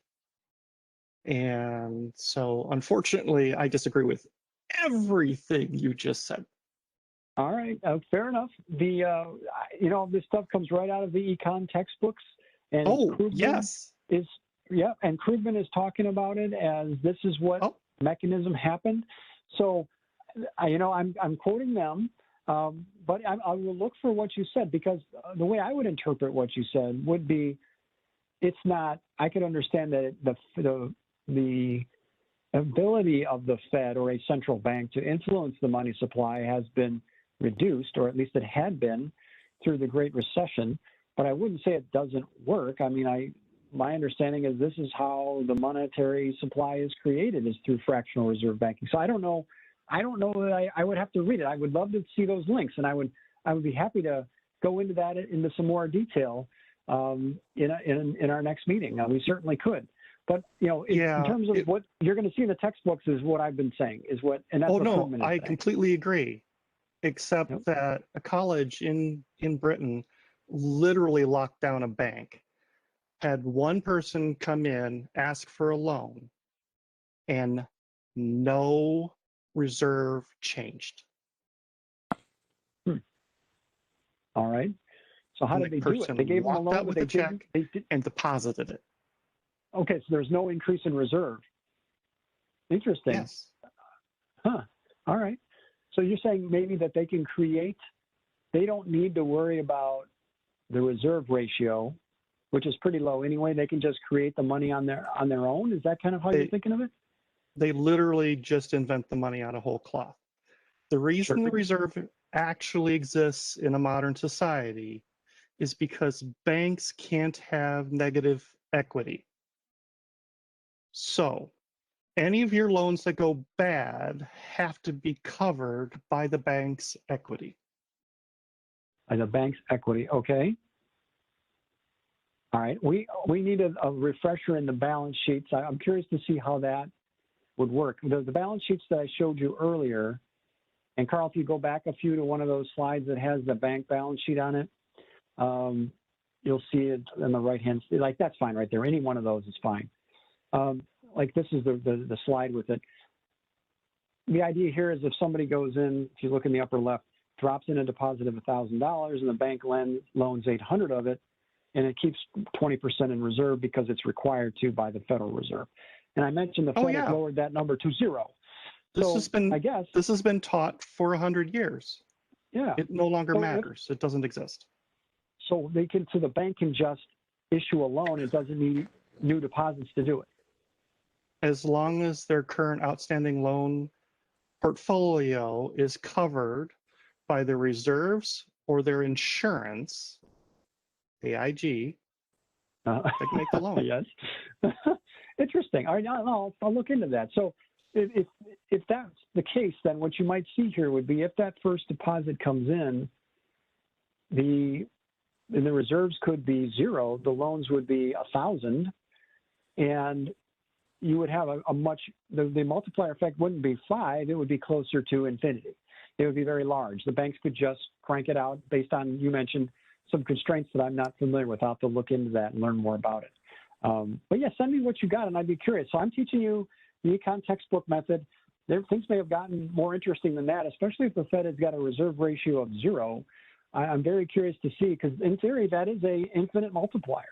And I'm curious, but when you look, let's look, okay, Carl, let's go back down to where we were, but let's jump a little further. There are these really busy looking, keep going. We'll come back to the second Krugman question in a second. Let's go to the appendix. Keep going. I'll tell you when to stop. One more, I think. There, stop. Either one, yeah, these two. Let's go back one. Go back one, and then we'll come to this one. This gives you, and it's got the months down the side. This gives you the components of M1 and M2 at any given point and how much they are. So let's look at, if you look at the bottom line, March of 2021, in M2, which is all of this, you've got $2 trillion in currency. These are in billions, so that's $2 trillion in currency. 3.8 trillion in demand deposits, which are your checking. I'm sorry, yeah, checking and saving. I think that's just checking, right? Yeah, that's just your checking account. Other checkable deposits of some kind. Looks like they're not using that bucket anymore, so that's 0. The other liquid deposits, which now includes the savings deposits, is almost 13 trillion. Small denomination time deposits, and then retail money market funds. That adds up, I forget what that is. It's going to add up to 20 trillion, 19 point whatever trillion for M2. And there's the big definitional change, which happened. That's that dotted line where we shifted over from the savings deposits are now part of M1, and that's why that M1 number jumped and is almost the same as M2. They took the biggest bucket and they gave them the same definition. So it's the definition of M2 includes M1 plus other stuff. So they moved it from being purely M2 over to M1. So that's why this graph has this sort of column shift on it. That's M2. Now go down one more page, please, Carl. And this will be the monetary base. And what's in the monetary base? And this is going to add up to around 6. So you see the monetary base, and I guess they have the M1 and M2 comparison right next to you. So actually it adds up nicely there. But the monetary base is about 6 trillion, and then you can see the columns for M1 and M2, the reserves and everything else. And, so it'll be interesting to see, I haven't done the math, but what the monetary base is as a percent of the M1 and M2. I gave you percentage changes before, and keep in mind, because that monetary base is a much smaller number, when I say the monetary base is up 300%, or I think the last graph was 70% recently in the crisis versus getting a 30% increase in the monetary supply, it doesn't take it's not the same amount of dollars in each bucket, right? I mean, it's a much smaller dollar amount to make a 70% movement in the monetary base than it takes to get a 30% movement in the M2. So I got to take a look at that math and kind of divide that reserve balance column or the monetary base column by the M2 to see how it works out. But, you know, it doesn't, just quick eyeballing, it doesn't look like it's moving all that much. So what I'm thinking the hypothesis here would be, if we looked at this going back a long time, if what Christine said is true, you would expect that the monetary base is going to be falling, I would think, relative to the size of the monetary base, if I understood. If we get to that infinite multiplier idea, or the idea that a bank can lend a heck of a lot more and not really be constrained by its reserves, then you would expect the monetary base to be smaller relative to the monetary, to the M2, I would think. Well, there's a distinction. I got to learn more. Right. Traditionally, you say banks lend out of deposits. Okay. Completely false since the 70s. Completely. Doesn't mean reserves aren't important. Okay. Because for every, $1 million you have out in loans, you have X amount of potential loss. So you have to have enough reserves to cover it. Right. And these are what do they call them? The capital ratios and other things that banks are required to keep. They have to have a certain amount of assets in the bank to balance their loans, their assets to balance their liabilities. As you said, a certain amount of equity has to be present. Yes, the actual equity. Yeah. And what's really fascinating is in 2008, the Fed loaned a whole bunch of money to the banks, put it in their Federal Reserve account. The only thing a bank can buy from the Federal Reserve account is treasuries. Yeah. So how do you loan it? There's no way to do it. Now, I have to see that. What else comes out of that? The only other thing that comes out of that reserve account is if you walk into the bank and get $1, a physical dollar. That comes out of the Fed's reserve account. Okay. All right. So we need a balance sheet tutorial on the Fed, and the good and bad news for you guys is I'll read up on what Christine sends me, but I also have a book on monetary theory, and I finally got through all the T account section of it to explain what's happening on all the different balance sheets when the Fed does, let's say, QE or an open market operation or something else. So we can get into some of this in a little bit more detail in one of our future meetings. So hopefully, if nothing else, if we have a dispute about how this multiplier effect works here, you at least understand the terminology, and you're starting to get your arms around the numbers that are involved. Now let's go back to a couple of slides to the second question that Krugman asks. Right there. Yep. And let me just recap again the first question. The first question was essentially how much control does the Fed have over the monetary supply, and can it influence it? To what extent can it influence it? And the argument that I've put out there is that the Fed can control the monetary base, but what happens to the monetary supply has a lot more to do with are banks able to lend, and are they willing to? I used the description of this fractional reserve mechanism. Christine explained that may not be the reserves may not be the constraint. The banks may be able to lend a lot more as long as they don't kind of hit it against a wall, which is a certain amount of capital the bank is supposed to have, a certain amount of equity they're supposed to have. And there's a lot of complexity around the bank regulations, but essentially the bank is supposed to have a certain amount of cushion, and they can lend all the way up to that cushion. So what Krugman also said here, and I showed you the two charts, is that the Fed got a lot more bang for its buck in terms of the monetary base this time around. It only had to increase it 70% to get a 30% increase in the money supply, the money supply. Back in the 2008 to 2011 window, it increased the monetary base by 300% and only got the 30. So this is the benefit of having a shored up, strong banking sector. When you go into a crisis, is the banks can keep lending and keeping your economy going. Second question, how is the Fed is the Fed financing the budget deficit? Meaning, is the Fed, you could think of it as, is the government saying we need to borrow some money for the CARES Act, $2 trillion. Is the Fed actually just saying, great, we'll buy those treasuries from you, Uncle Sam, and here's the money. Now, it turns out that the Fed can't do that. It is not allowed to buy directly from the government. However, it can buy treasuries out in what's called the open market. And so the Treasury has to sell to a group of what are called dealer banks. But the Fed is standing out there saying, I would assume dealer banks don't sweat buying these bonds because I can buy them from you. So now the argument some of the conservatives were making that Krugman is talking about is, he's saying he's getting a lot of letters saying, the Fed's just buying this debt. It's the dollar is going to explode. Something bad's going to happen. The stimulus payments, and let me pause here for a second. I just saw something interesting here. Congressional appropriations can or do net create money. Yes, if the government legislates a $2 trillion CARE Act, the government doesn't have to have that money sitting around. It doesn't have to go out and raise taxes on everyone to collect it. The Fed can simply credit those bank accounts that the government has told it to credit. If they use the money to buy ships, to buy goods, to create stimulus checks, whatever it is, the Fed can fund the Treasury account that then funds all of that.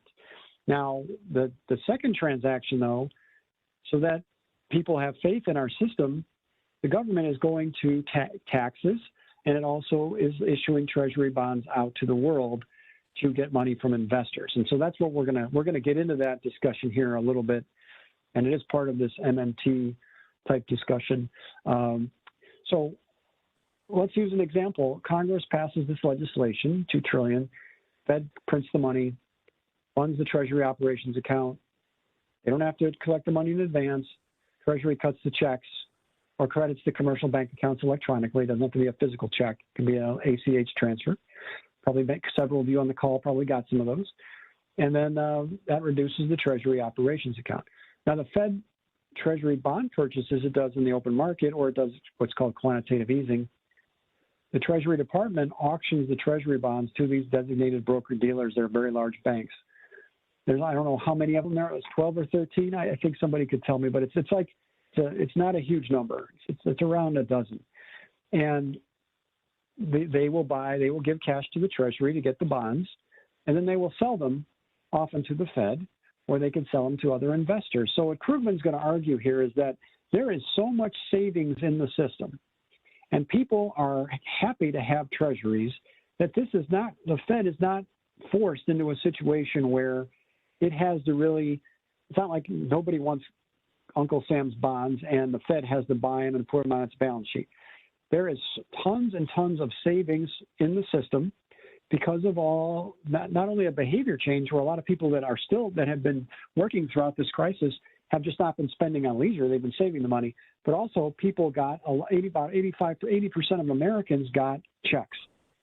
And so this money has been saved to a large extent. And when we go back to those charts I showed you before that has the components, I can get into that a little bit. But what Krugman's going to argue is there's a weird, he calls it the financial daisy chain, but that savers are actually financing this and not really the Fed. In other words, if people have put a lot of savings away and that is allowing our system to essentially absorb whatever the government is lending, whatever the government is borrowing. The federal government is borrowing, and there's plenty of savings out there to finance it. And let's go through that. So here is the financial daisy chain, and then I'll explain it with the text going left to right. Households save. They deposit that money in the banking system. The bank will deposit that money at the Fed, and the Fed will buy Treasury bonds, or the Fed will buy the Treasury bonds from the bank, and the bank will have money. So either way, so it says, Krugman says, the Fed has indeed bought a lot of government debt, but is the Fed really financing the budget deficit? No. Households are financing the deficit. The funds being borrowed by the government are coming out of the huge savings undertaken by families saving much of their income because their usual consumption isn't safe. However, household financing of the deficit isn't direct. Instead, it goes through this daisy chain. And families are putting their money in banks. Banks have been accumulating reserves. They're lending to the Fed. The Fed is paying interest on those reserves, and the Fed has been buying government bonds. This piece over here to the right is some detailed text by the Fed. I just wanted to put it out there for you. Explains kind of how it's a Fed language for how they buy from the open market. They are not allowed to buy directly from Uncle Sam. They can't buy directly from the Treasury Department, so to speak. There has to be a market for treasuries that's between the government, the Treasury Department, and the private sector, these big banks, and then the Fed can go in and buy from these big banks. And it explains the idea in the second paragraph. Conducting transactions in the open market supports the independence of the central bank, meaning the government, in theory, and I can't imagine it would, but in theory, the Fed could say, no, we're not going to buy your bonds. In theory, it could. I don't think that would happen. And I'd be curious to see if they tried it, what would happen. But in theory, the Fed is independent and can decide how much bonds to buy or sell. And it is not a branch of the Treasury that's forced to buy everything the Treasury wants to issue. So let me pause there for a second. How are you guys doing on this? Any questions on this daisy chain idea? All right, let me keep going, but if questions come up, by all means, go ahead and do so. So Krugman's saying, no, there's so much savings in the system that the Fed is the mechanism. The Fed is going through the motions of buying these treasuries, but there is still plenty of savings in the system to sort of offset that. It isn't that the Fed is the only buyer in town. There's plenty of savings out there, and that savings is being deployed. It's investing in U.S. government securities. And so here are some trends in some of these key numbers. So, and Krugman's commentary over there at the right. And this is one of his charts.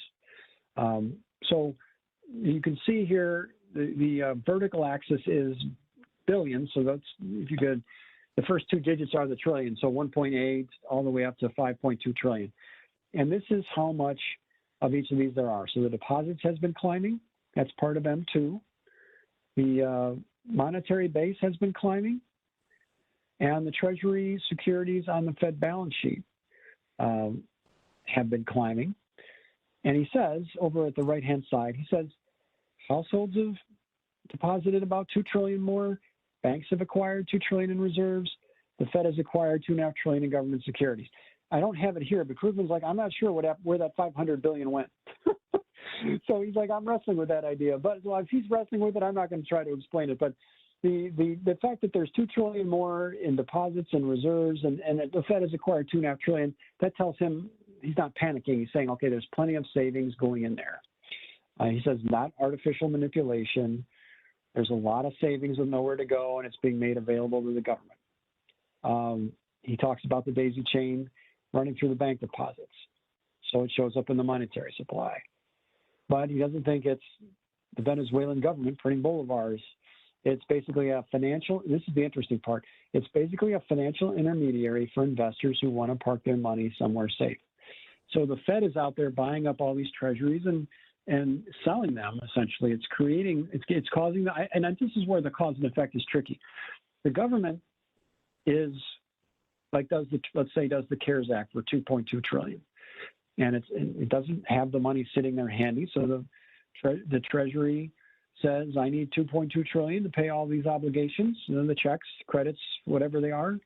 And Fed says, great, here it is. Here's 2 trillion. Goes in the Treasury account, goes from there into the bank system.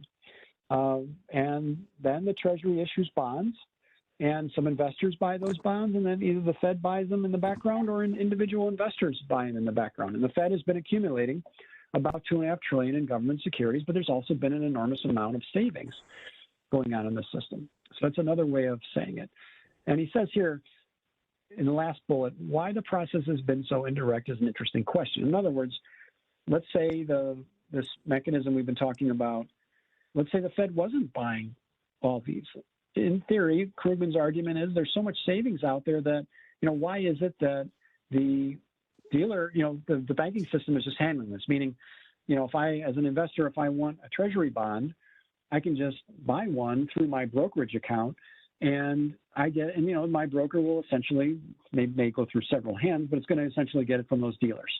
The dealers would have bought the bonds from the government, given the government money, and they would have been selling it into the rest of the financial system. So why is it that the Fed's in the loop is what he's asking? And he's saying, good question. Maybe some of the private players are a little nervous and they want the Fed there as sort of a backstop. But if that's the case, it's not showing up in interest rates. Interest rates are still very low. They've come up a little, but they're still very low. Maybe he's not exactly sure, but he's comfortable with explaining the mechanism, but he's not sure exactly why. It's sort of why the Fed is playing such a large role. Like, could the Fed be playing a smaller role? Does it have to be holding so many bonds, or could it be handled by the system? Your guess is as good as mine. I would guess that, I think a lot of people are buying stocks and they're not buying treasuries. In other words, they're taking on a little more risk. They're buying high yield stuff and they're ignoring the treasuries. And so the Fed is sort of buying it. So that a lot of the savings is going into other things, but that's just me. I don't know. So, I think Krugman's explanation is still lacking a little here. I think if you read the article, it may make more sense than it made to me. I wrestled with it, but he's not worried about it, but he is still questioning, why is the Fed playing such a large role if there's so much savings out there and people are willing to buy treasuries? My thought is, and he's got a good point, because the treasury interest rates are so low, they would be higher if people were really nervous about treasuries. So I still wrestle with it too, but he's saying it isn't. Don't believe the argument that the Fed is essential to buying all these bonds. There's plenty of savings out there that would be invested in these bonds. The government is not facing high interest rates. It's doing fine. I wonder if you pulled the plug on the Fed, if they stopped buying those government bonds, I suspect those yields would jump quite a bit, but that's just me. So any questions or comments on that one? Is the federal government required to issue the bond? Say that again? Is the federal government required to issue the bond? That is a very loaded question. Yes, it is. The MMT people, I've heard about the $1 trillion coin idea. You probably are familiar with it too, where instead of the Treasury issuing bonds, could I'm sorry, let me think about this a second. Yes. So the Fed gives the government $2 trillion, gives the Treasury $2 trillion to pay for the CARES Act, right? We've talked about that. And the government the way it is now, is the government is issuing bonds and getting money from those dealers. Literally in your own document, it said that the government can spend the money before issuing the bond. It does. That's correct. The Fed gives the Treasury the money. So the question is, though, what does the government give the Fed? And the answer to that is definitely covers the Treasury's check. Right. But eventually the Fed can't do that legally. It's got to buy the bonds in the market eventually. It might not happen in the same moment, but it's got to do it eventually. The Fed has to get an asset for giving the Treasury the money. And so I think that's the important realization, yes. And that's where the $1 trillion coin is interesting. This is where some people have been talking about that. It actually was a legislative proposal from, I think it was Omar. I forget how to pronounce the name. Ilman? What's her first name? But the idea is, let me step back and walk through it just to be clear. Congress passes the $2 trillion CARES Act. Treasury needs $2 trillion to spend.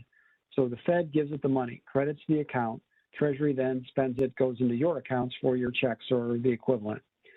The government is also issuing bonds out to those dealer broker banks, and the Fed is buying some of those bonds from those dealer brokers. So the Fed ends up with an asset. Now, what if the government didn't issue the bonds? If it just gave, the Treasury just gave the Fed $1 trillion coin, and that becomes the asset on the Fed's balance sheet instead of a bunch of bonds. Can that be done? And what would the impact be? And that is a very interesting theoretical question. So it gets to the point that Christine brought up, which is, does the government need to issue bonds to finance its spending? It certainly doesn't need to do it in advance. The question is, does it need to do it after the fact, or could it just issue the $1 trillion coin? That is a very good question. I don't know the answer to that. But that's the mechanism. There's a whole Fed invented $13 trillion during the 2008 financial crisis. There's a whole nother angle that's not being discussed here. So you covered the legal operations angle, which I believe does require the bonds to be issued at some point, or at least some portion of the bonds to be issued at some point. Because if Treasury sells to the primary dealers and the Fed buys from the primary dealers, at some point that transaction has to occur for something to show up on the Fed balance sheet. Correct. But there's a whole nother angle, again, from the modern monetary theory, that because congressional appropriations create money, the natural rate of interest on federal debt is strictly and exactly zero. And so this whole discussion of the Fed raising interest rates is wrong-headed. You might have to explain the zero interest rate idea. I remember hearing that. I think you're correct in what you said. I've never understood the mechanism. I remember hearing that if under an MMT regime where what you're saying is happening to a much larger extent, the interest rates will become zero. But I'm not sure. I don't understand how. I've never understood that. But that's what MMT says, right? Well, yeah. Currency issuers never need to borrow, period. And because currency issuers never need to borrow, bonds serve a different function, which is essentially just an accounting record, right? Well, it's to burden the excess money in the world to prevent inflation. Right. Say that again, I'm sorry? You don't have to manipulate interest rates to burn excess money. You can manipulate, for instance, the reserve ratio or something. No, sorry, not burn, burden. To pull the easily spendable money out of circulation. Again, you don't need to manipulate the interest rates to achieve that result. True. The interest rate on federal debt can always be strictly and exactly zero, and most of these monetary operations can still be forced to occur. Whether or not people would choose to do them is a different question. Yeah. If you've got something that explains that interest rate zero thing, I would appreciate it. I would like to learn that, Anthony, or Carl, or I send it to either of us, and we'll take a look through it. Right. I remember reading something to that effect, so I think you're right. I'm just trying to understand. I would like to understand the mechanism of how that interest rate gets to zero. Yeah. Okay. I mean, yeah, I'll try to find the money. The money creation idea is a good one, though. If you think of it that way, is the Carl? Could you go back to one of the balance sheet pieces for a second? Because the easy way to explain it is when you created we passed the CARES Act, $2 trillion. To the extent that the checks went into your bank account, those are deposits. That's money supply created straight up. Yep. So I just pasted a link to the chat from Warren Moser. A lot more effective. One of the MMT.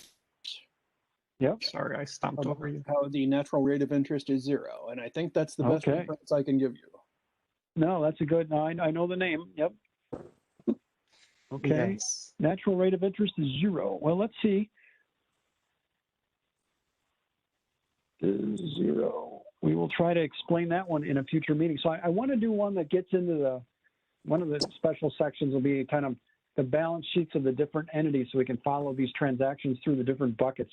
And we've explained them at a high level here, but we could show you the exact accounts of how these things move. And it made it a little bit easier for me to understand and feel more comfortable with trying to describe this. So, but yeah, like what we talked about, where you see this deposits 1,000 over there under Bank A, if that's a check from the government or a stimulus check, there it is.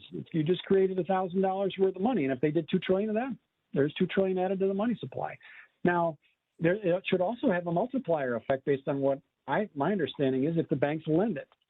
So if you put the $2 trillion in there, and remember the CARES Act wasn't $2 trillion of checks.